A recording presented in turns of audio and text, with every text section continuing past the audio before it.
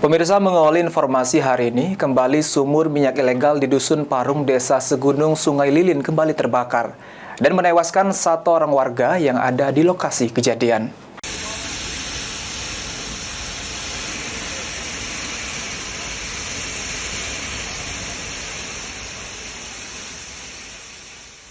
Insiden kebakaran sumur minyak ilegal ini terjadi pada Minggu dini hari sekitar pukul 2 dan menelan korban jiwa.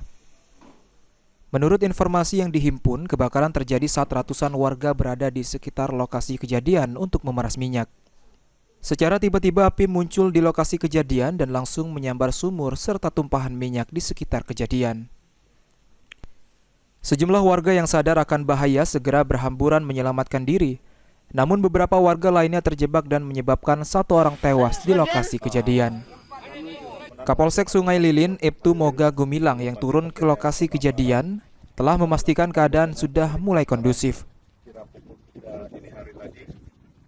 Manajer melaporkan Kapolsek Sungai Lilin di lokasi terjadinya kebakaran, tetap dilaporkan bahwasanya terjadi kebakaran kira pukul 3 dini hari tadi dan bahkan masyarakat mengumpulkan minyak menggunakan tongkol juga merusak kembali pipa yang sudah dibuat dan valve yang membuat untuk menghalangi semburan minyak, dan dilaporkan bahwasanya sudah tidak ada lagi aktivitas masyarakat di sekitaran api maupun TKP kejadian terbakar. Kepolisian pada saat ini melaksanakan cek TKP serta memasang polisian agar tidak ada masyarakat yang mendekat.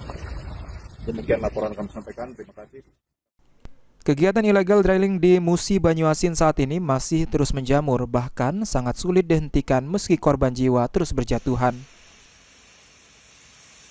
Ruzi Iskandar, Paul TV.